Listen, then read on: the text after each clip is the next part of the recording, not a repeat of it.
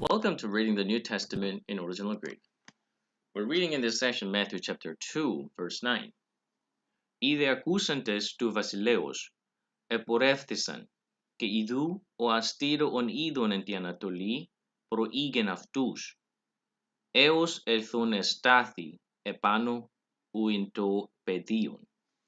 When they had heard the king, they set out, and there ahead of them went the star that they had seen at its rising, until it stopped over the place where the child was. What's interesting to compare with the English version from our Greek text is the English, the verbal tense. We see a few of a past perfect form. It's contextually modified because what we have in the Greek text is an aorist. Let's look at the syntax analysis. Ide accusantes, we have a participle accusantes, nominative plural. We have e, the personal pronoun in plural. It matches the number of the subject. But this is a contextual elision, and Matthew is not repeating the same subject. So instead, just simply representing with a personal pronoun.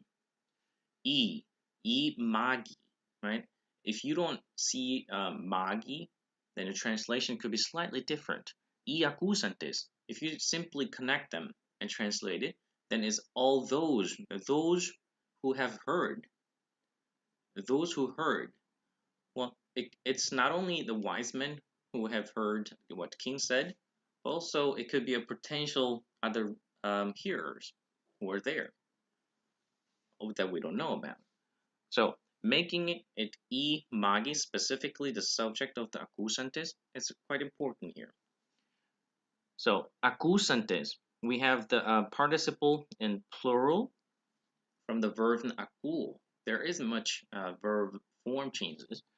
We have sigma, accus, makes it an aorist, sigma an indicative. And we have this one as a participle, santes,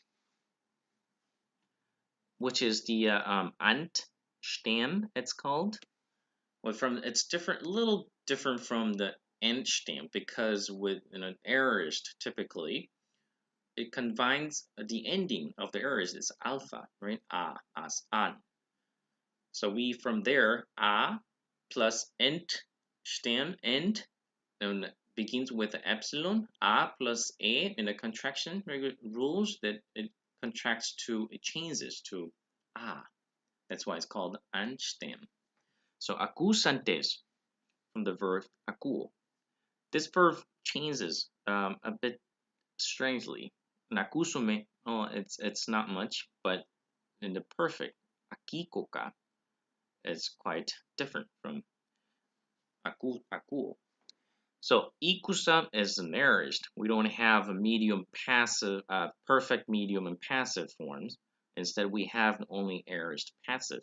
Ikustin from the aorist ikus, and with the sigma remains there, and with the thin, theta, makes it the signal for passive. So the wise men who heard. Now, I hope you still remember from what we talked about in Matthew chapter 2, verse 4, pinthanome. Pinthanome, it follows, we talked about the follows in the way of translations. When it combines with the genitive and accusative with participle, accusative with the infinitive, the meaning slightly changes. What we have now here, the accuo, is also follow the same way. So heard, and what we have next as a genitive, tu basileos. So heard the king themselves. So they directly heard.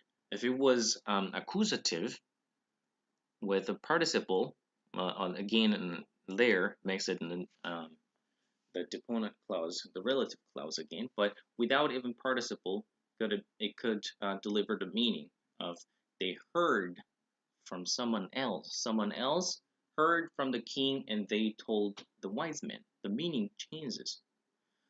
And if it's an accusative with the infinitive, they heard the rumors the king said about this, right? So be careful with when you translate pinthanome and accuo.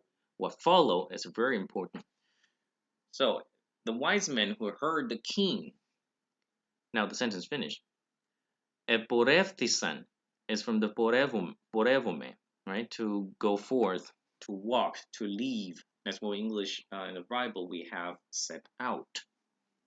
Epsilon augment makes it an aorist, and also it could be an imperfect with only the augment. What we have theta makes it a passive, and e sign makes it a passive third person plural.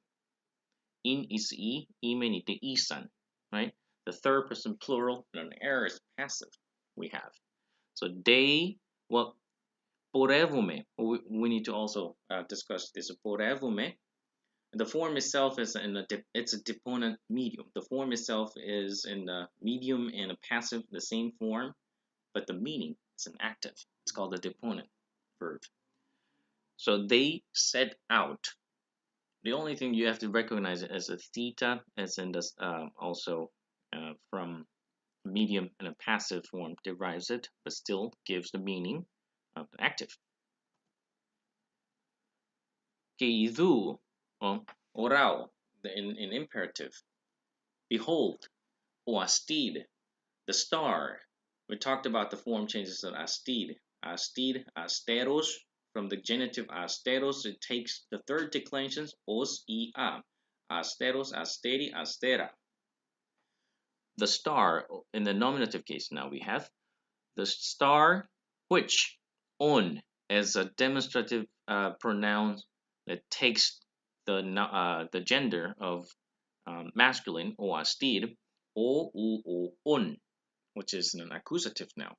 On, idon, means, well, we talked about ipon and idon, right? The ipon is with a pi that he said, or they said, because the first person, singular, and the third person, plural, take the same form. You have to define it from the context. So idon is I saw, or they saw. So the star that they saw in the Anatolie, in the east. Usually there's NRSV translated in the beginning when the wise men came.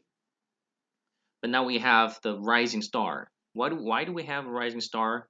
If you have followed the previous sessions, you already have recognized it. Anatolie means the horizons where the sun rises. That's why the English Bible translated the rising star, because the star is right above the horizon where the sun rises. So in the Anatolie, pro igen, E we have igen with a circumflex on top, so makes it, well, it gives a signal that is contracted from the verb proago, to lead forth, to go before. This is very important terms in Matthew later on, where they're sending after Jesus' resurrection. This word appears. I'll go ahead to the Galilee before you. Proago. In this, I think here, instead of going ahead of them, here the star was leading the wise men to where the place where the Jesus was born, right? So it seems more appropriate to translate it with to lead forth, to lead them, aftus accusative, them forth. Now we have from ago, we have the imperfect form, right? Igon. It is similar form as an aorist, igagon. But if it was an aorist, then we would have proigagen, right? Igagen. So we have igon from the ago, only the contraction. Proigen, the third person singular. On as en, right? So we have the star as the subject of the proigen. So the star led them forth. Eos elthon. Eos is until. We talked about in this one also takes an eos plus a genitive. And also we have epano, above. It also takes a genitive. That's why we have u following epano. So eos elthon. Elth We talked about the signal syllables that we can recognize. This word is from erhume, and also on makes it a participle, but above we have the accent, which makes it an aorist participle. Elthon, it came. Estathi is from the verb istemi. This is a particular word you have to memorize it because in the form, the paradigm is very drastically different. Istiso, estisa, aorist, estica with the kappa, perfect, estame, perfect medium passive, and estathin, what we have here, estathin, aorist passive. So from there, estathi, we have in is e, right? Estathin, estathi, estathis, estathi. Sorry, again, estathin, estathis, estathi. The third person singular. So the star was stopped. Where? Epano, above that. You can translate with a that, but in a better English, it's above the place, right? Above the place where, or above where, in, as from the imi, in an aorist, where the kid, to pedion, the child was. So above the word the child was, the star was stopped.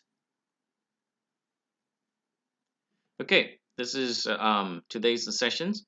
I hope you have enjoyed it today. Matthew chapter 2, verse 9, and we'll look forward to our next verse, verse 10. Thank you.